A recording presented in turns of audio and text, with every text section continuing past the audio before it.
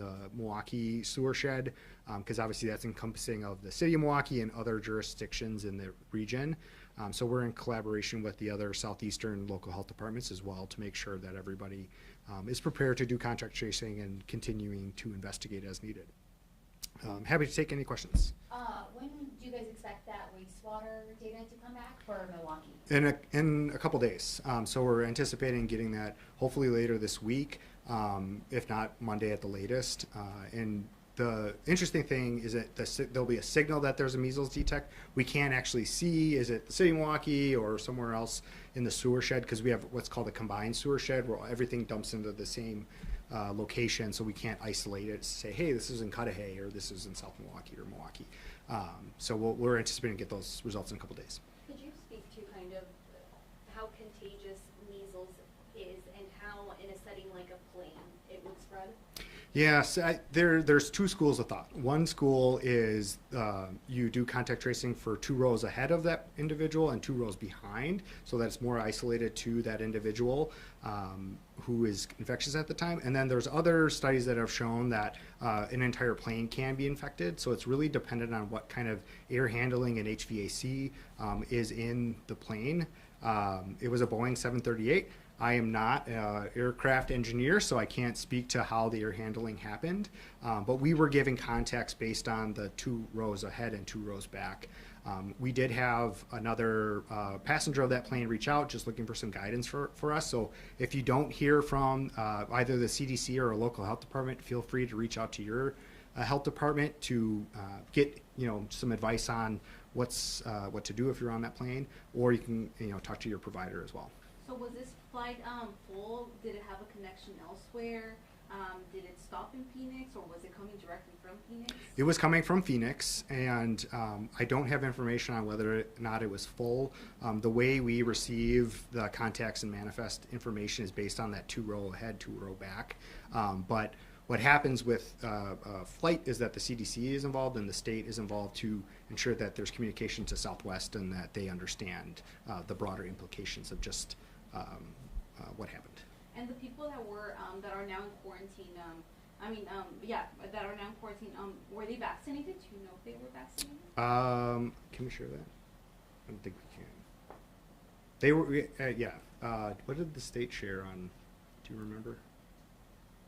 Can you go back on the question? Sorry. So that case, what's unique about that case is it originated out of state, and through the air travel is how it got looped into Wisconsin. And we're only responsible for the cases that happen for City of Milwaukee residents. Obviously, we work across all of the different jurisdictions with our partners that have their health authority for their specific jurisdictions.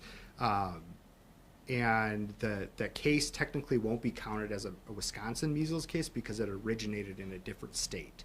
So there's just some kind of funky recording that happens with these measles cases. So what you'll see nationally is that we have 2 cases here in Wisconsin, the one in Waukesha, the one in Dane County.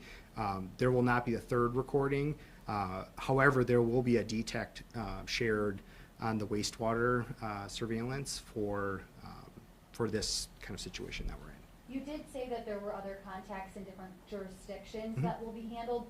Can you give us any insights as to how many people there are or anything like that? I don't have a lot of information for that. I know that there was one in a neighboring suburb of Milwaukee, but what's fortunate about this incident specific to the cases here and potential cases in Wisconsin is that individual went directly from the flight to their home and residents in Walworth County. So the likelihood of them exposing other people is very low. Obviously, specific to the plane, there was exposure, and to the terminal, there was exposure. If you rewind back to 2023, when we had our other most recent measles case, there were over 800 people that were exposed because that person was infectious and at multiple public spaces during their infectious period. Now, this was obviously a few weeks ago, that flight, January 29th, and we're told that these people that were on that flight should be monitoring themselves until what day again? February 19th. Okay. So they want to make sure that if they start feeling ill, to certainly notify their physician. Strongly recommend that you call ahead if you want to go get tested for measles. If you are fully vaccinated, so you've had 2 doses of MMR, you will not need to worry about quarantining because you've been fully vaccinated. And, we did have an individual reach out who was concerned about what was going on, but the guidance that we operate under, and this is national standards, is that if you're fully vaccinated, you don't need to quarantine. But if you are partially vaccinated or you're not vaccinated, we need you to quarantine until the 19th. And certainly if you start to develop symptoms, let your provider know right away, and then they can make a plan to safely get you tested. So Are those any- 6 people who you guys have been in contact with, Mhm. they've all been advised to quarantine? The majority of them have been vaccinated, so they wouldn't have to quarantine during this period. Do you have numbers on how many are? I quarantining? do, but I can't share the exact numbers. Okay, and I mean, last school year, or I guess 2025 state data says only 56% of Milwaukee Public Schools kindergartners had the minimum MMR vaccination requirement. What kind of risk does even a small case count put the community at? It's incredibly concerning. A parent that was walking their infant who's under the age of 1 through the airport terminal could have been exposed, and that child is not eligible for the vaccine.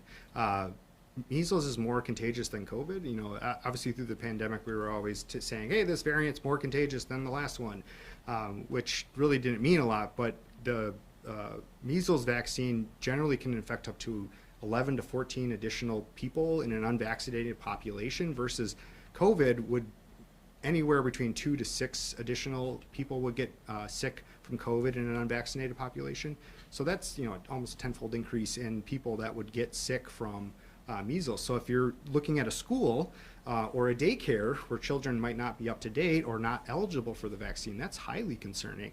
And what can happen in a full-blown community outbreak setting is that the CDC advises that children 6 months and up can actually get vaccinated in an emergency situation like that. We're not saying that we're there. That would be a very clear recommendation that the state and whatever jurisdiction that was in that situation would make, and that would be a big step. But we are concerned, and I think parents who haven't gotten their kids up to date on their vaccines, call your local health department, call your provider, make a plan to get vaccinated. Go on Wisconsin Immunization Registry if you're a Wisconsin resident and check your status. Most folks who are born in the 80s and 90s, that's really when a lot of those records started entering into were. So if you're older than that, you might not see your records in there, but make a plan to get yourself up to date if you're not up to date, and ensure that you have that plan. We're here today because someone didn't listen to medical advice Mhm. to isolate. For those cases in Milwaukee County, the people who aren't vaccinated, is there any sort of oversight to make sure that they do follow that advice? Yes, so every local health jurisdiction has the authority to quarantine someone in their home, even under the guard of a local law enforcement. So here in the city of Milwaukee, if someone were refusing to quarantine, we could quarantine them to their home and place a Milwaukee police officer out front of that home. Those are very extreme cases. I would say the majority of our experience with communicable disease, we always have folks that work with us. We really try to meet people where they are with their circumstances, because obviously if we're telling you to stay home from work for 21 days with measles, that's a huge hit to your finances, being able to pay rent and groceries. So we always try to work with folks to make sure that they have a plan to weather that kind of quarantine. And in those extreme cases, we can, place a police guard on the home. Has that happened yet? Not in Milwaukee, no. Can you speak to, if you get that wastewater signal, how long it would be then till someone, presents and is feeling sick? And, let's say you do get that wastewater signal in a couple days, like what will the health department be doing between then and when someone presents with illness? Yeah, so for us, within public health, we always talk about surveillance. So surveillance means just actively looking for diseases. And wastewater is an amazing tool. Wastewater surveillance is an amazing tool that we did not have back in October of 2023. We were looking for COVID in the water, but we were not looking for measles. So this is a really unique moment that if we see that signal and we see a detection of measles viral load in the wastewater, we will then take that additional step of ensuring that all of the people that we have contact lists for are contacted, that we know where they've been, and certainly it puts additional pressure on those individuals who are not vaccinated. because that could signal that they didn't, fully disclose that, maybe they went, to a party or they went out to dinner one night and they had forgotten about that. So we're going to be calling those folks again to say, hey, are there any other places that you might have gone that you could have potentially exposed people? Because you're infectious 4 days before the rash goes over your body and 4 days after the rash. So that's a pretty wide range. And unfortunately, again, with measles, the incubation period to when you start to feel some symptoms is anywhere between 7 days after exposure to 21 days. So that's a really long time. And, if you were exposed on the 29th and now you're kind of in that period of potential symptoms developing, now we're really looking closely for these additional cases. So if we have that wastewater detect, we are going to be enhancing the contact tracing and continuing to follow up with people. Would the health department release that publicly if you see that wastewater detect? Yes, Okay. yeah. So besides the 6 cases, possible cases that you guys are monitoring right now, are you guys also expecting more, or are there others that are in other with residents that are in other jurisdictions? Yeah, so Possible contacts, right? I just Yeah, wanna make- contacts, Okay, yeah, okay, not just wanna make cases. sure. Yeah. There's a very Yeah. distinct distinction between cases and contacts. So there are no contacts that we're concerned about right now with the information that we have today. We are still doing contact tracing with the airport, and if there are significant developments that we would obviously share that because we want folks to be aware. When we take these steps of making public notification, it's because we cannot 100% guarantee that we can get every single person that was on that flight and every single person that was present at the airport at the time. So we do these public notifications so people can have the information and make a plan if they don't have it. For City of Milwaukee residents, if you're not up to date on your vaccine, you can come to our clinics. Those are listed on our website and get vaccinated at no cost. Doesn't matter your insurance status. We have those shots available. Yeah. Other questions? If you're an adult and maybe you can't find your records or can't access them and you're not sure if you have it, is it hurtful to get it again? No, it's not. It's perfectly safe. We shared that on Friday, and that's the easiest way if you can't find your records. You're not going to grow an extra ear or anything like that. You'll just be up to date. And for folks that are fully vaccinated, there's no need to get a booster or anything like that. The measles vaccine is highly effective. It's 97% effective. So there isn't any need to go out and get another booster, even if there were like a full-blown outbreak. So, yeah, you had a question? Were those people born before, I might be the only one here, born well before the 80s? Yep. To say that. Where would you find your old records? Is there a place, you said that only in 1980 they started? Yeah, do you want to? Yeah, Take so a I'm stab at that. checking with your primary care provider. Sometimes their offices will have records of that. That would probably be your best bet. Again, if you were unable to locate the records or just unsure of your vaccination status, it is safe to get repeated doses of MMR vaccine. And before the vaccine was available in the 60s, so if you were born before 1952 roughly, you likely were exposed to measles. So generally, if you're of that age, you don't have to go get vaccinated because it is assumed that you were exposed to that as a child. And many people that have had measles before know that they had measles. I had chickenpox before the vaccine was well established in the vaccine schedule, so I don't have to get vaccinated for chickenpox because I've had it. Any last questions? Yep. Why was the Waukesha County case counted when that was international travel? Because that person, oh yeah, that is a good question. Do you know? They reside in Waukesha County. Oh, they reside in Waukesha County. And I think they became symptomatic when they were here, correct? As far as I know, yes. Yeah, so versus the other person, and the difference, the case that's here in Walworth County, they were sick in another state before they started traveling. So that gets counted in that state where they flew out of.